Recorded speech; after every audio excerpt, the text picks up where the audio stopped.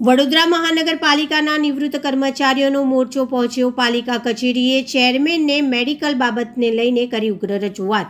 વડોદરા મહાનગરપાલિકાના નિવૃત્ત કર્મચારીઓની જૂની મેડિકલ પદ્ધતિ નાબૂદ થતાં હાલાકી વેઠવાની ફરજ પડી છે, ત્યારે આજરોજ કર્મચારીઓએ પાલિકાની વડી કચેરી ખાતે મોરચો માંડી ઉગ્ર રજૂઆત કરી હતી। વડોદરા મહાનગરપાલિકાના પૂર્વ કર્મચારીઓ હાલના પેન્શનર કર્મચારીઓ છે, તેઓને મેડિકલ માટે હાલાકીનો સામનો કરવો પડી રહ્યો છે। જૂની પદ્ધતિ મુજબ તમામ પ્રકારની દવાઓ તેઓને મળી રહેતી હતી તથા સુવિધા પણ સારી મળી રહેતી હતી। હવે જૂની મેડિકલ પદ્ધતિ બંધ થતાં નવી મેડિકલ પદ્ધતિ આવતાની સાથે તેઓને ગંભીર હાલાકીનો સામનો કરવો પડી રહ્યો છે।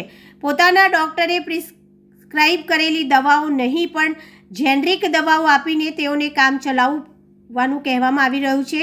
વારંવારની રજૂઆત કરવા છતાં પણ આજ દિવસ સુધી માંગણી સ્વીકારવામાં નહીં આવતા આજે ફરી એક વખત કર્મચારીઓએ પાલિકાની કચેરી ખાતે મોરચો માંડી સ્થાયી સમિતિના અધ્યક્ષ ડૉક્ટર શીતલ મિસ્ત્રીને રજૂઆત કરી હતી। ત્યારે તેમના થકી નિવૃત્ત કર્મચારીઓ આ મામલે આગામી એપ્રિલ સુધી રાહ જોવે તેમની સમસ્યાનું નિરાકરણ લાવવા ખાતરી આપતા નિવૃત્ત કર્મચારીઓમાં આનંદની લાગણી જોવા મળી હતી।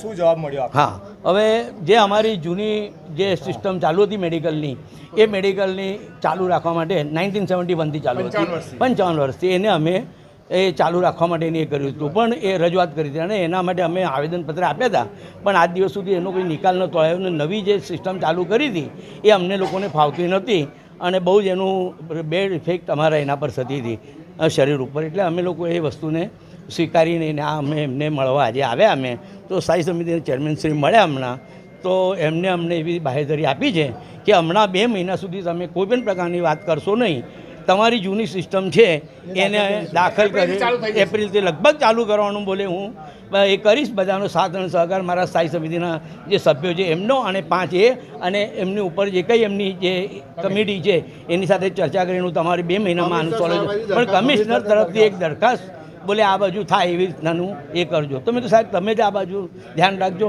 પણ 2 મહિના સુધી આપણે હમણાં કશું કરવાનું નથી અને 2 મહિનામાં એ આનો નિકાલ લાવીને જૂની સિસ્ટમ ચાલુ કરવા માટેની બાહેધરી આપેલી છે। જૂની પદ્ધતિ ચાલુ ના થાય તો આગળ શું પગલાં? જૂની પદ્ધતિ આગળ ન ચાલે પછી એ જોઈશું, એ તો એ બાબતે પછી સાહેબની સાથે ચર્ચાને આગળ શું। હા, એક છે એ વિશ્વાસ તો રાખવો પડે, કારણ કે જો અમે પણ છે ને અહીંના કર્મચારી જ હતા અને આ અમારી માતૃ સંસ્થા છે, એટલે માતૃ સંસ્થાની સામે અમારે પણ 2 મહિનાનો સમય તો આપવો જ પડે, કારણ કે એકદમ કોઈ પણ બાબતની અંદર એના અને પ્રોસિજર હોય છે, આપણે સમજીએ છીએ। અમે લોકો સાદર રજૂ બધું સાદર જજુ વગેરે લખતા હોઈએ છીએ, એટલે અમે તો જાણીએ છીએ આ બધી વસ્તુ, એટલે અને એના માટે એમને જે 2 મહિનાની એ આપી છે એના માટે અમે મુદત એમાં કરવાનું બાહેધરી આપી છે।